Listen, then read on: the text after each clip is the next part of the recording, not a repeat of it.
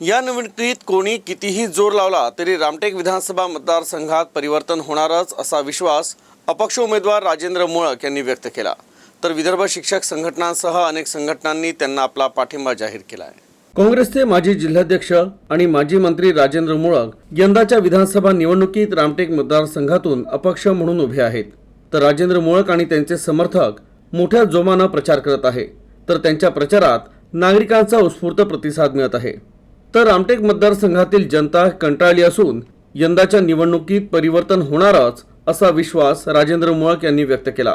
कोणताच भ्रम ह्यावेळेस होणार नाही आहे। लोकांनी ठरवून घेतलेलं आहे की ह्यावेळेस परिवर्तन करायचं आहे आणि म्हणून काही मुद्दे उरलेले नाही आहे। म्हणून लोकांना भ्रमित करण्यासाठी अशा प्रकारचे मुद्दे आणायचे आणि मतदारांना भ्रमित करण्याचा ते प्रयत्न करत आहे। पण ह्यावेळेस मतदारांनी निर्णय घेतलेला आहे, परिवर्तन करायचं म्हणजे करायचंच। तर राजेंद्र मोळक यांना विविध संघटनांचा आणि संस्थांचा पाठिंबा मिळत आहे। याआधी भीम पॅन्थर, प्रहार संघटना, विदर्भ माध्यमिक शिक्षक यांच्यासह विविध संघटनांनी पाठिंबा दिला होता। यातच विदर्भ प्राथमिक शिक्षक संघाने देखील राजेंद्र मोळक यांना आपला पाठिंबा जाहीर केला आहे। विदर्भ प्राथमिक माध्यमिक शिक्षक संघ नागपूर विभाग नागपूरतर्फे अपक्ष उमेदवार श्री राजेंद्र मोळक यांना जुनी पेन्शन योजना लागू करण्यासाठी आणि बहुजनांचं शिक्षण वाचवण्यासाठी आम्ही पाठिंबा जाहीर केला आहे।